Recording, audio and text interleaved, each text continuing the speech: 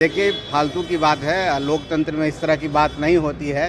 EVM है, पारदर्शिता है, चुनाव होता है, सब लोग चुनाव जीत के आए हैं, जनता के वोट पर आए हैं। और इस तरह की बात जो आप लोग सुनना चाहते हैं, ये एक तरह का समझिए कि कुछ देर के लिए रोमांच पैदा करता है, लेकिन इसमें कहीं कोई सच्चाई नहीं है। मैं बहुत जिम्मेदारी के साथ कहता हूँ कि चुनाव आयोग हमारी स्वच्छ संस्था है और निष्पक्ष रूप से काम करती है।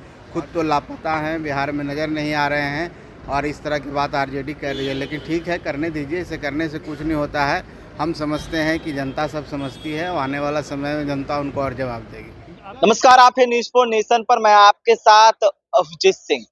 केंद्रीय मंत्री जीतन राम मांझी का एक बयान खूब वायरल हो रहा है, जिसमें चुनाव मैनेज की बात है वो कर रहे हैं, जिसको लेकर अब विपक्ष है वो सियासत कर रही है और विपक्ष सीधा सवाल खड़े कर रही है और कह रहे हैं कि जो हमने बोला था वो सच्चाई आज सामने आ गई है। जो मशीनरी के जीत का आरोप है वो नेता प्रतिपक्ष तेजस्वी यादव लगाते थे, उस पर विपक्ष सीधा कर रहे हैं कि वो सामने आ गई है।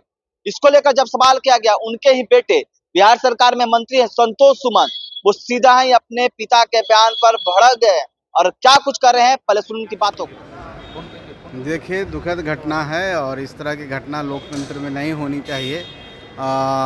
लेकिन आप देख ही रहे हैं कि किस तरह के लोग रहते हैं और इसीलिए हर जगह हम लोग चाहते हैं कि बंगाल में एनडीए की सरकार बने, ताकि सभी लोगों का रक्षा हो, सनातन का भी बचाव हो।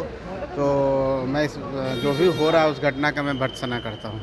नहीं सर, महिला डॉक्टर जिसका सीएम नीतीश कुमार हिजाब खींचे, उस पर तो बवाल मचा हुआ है। अब आरजेडी कह रही है कि आरजेडी के विधायक की आरजेडी में वो ज्वाइन कर ले सीधे।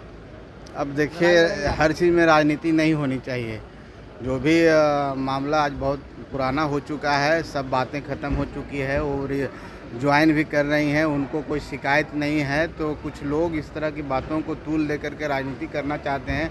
खुद तो लापता हैं, बिहार में नज़र नहीं आ रहे हैं और इस तरह की बात आरजेडी कर रही है, लेकिन ठीक है, करने दीजिए। इसे करने से कुछ नहीं होता है।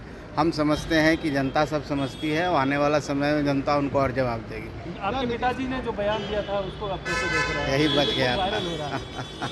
देखिए, फालतू की बात है। लोकतंत्र में इस तरह की बात नहीं होती है।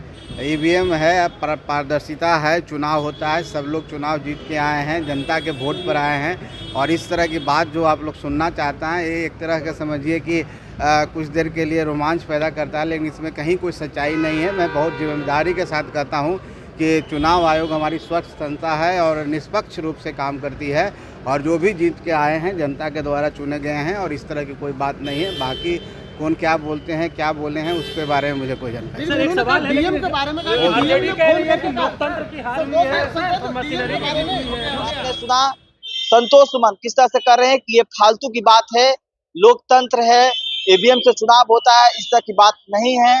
और वही बात करें तो नुसरत जो आयुष चिकित्सक है, उसको लेकर सियासत हो रही थी, उसको लेकर भी जब सवाल पूछा गया संतोष सुमन से, तो उन्होंने साफ तौर पे कहा है कि उस पर सियासत नहीं होनी चाहिए। और जिस तरह से आरजेडी ने ऑफर भी दिया है, आरजेडी ने साफ तौर पे कहा है कि नुसरत परवीन जो आयुष चिकित्सक हैं वो आरजेडी ज्वाइन कर ले, उनके लिए लड़ाई लड़ेंगे। उसके लेकर भी जब संतोष सुमन से सवाल किया गया तो क्या कुछ करे थे आपने सुना है। इस तमाम खबरें न्यूज़ के साथ, नमस्कार।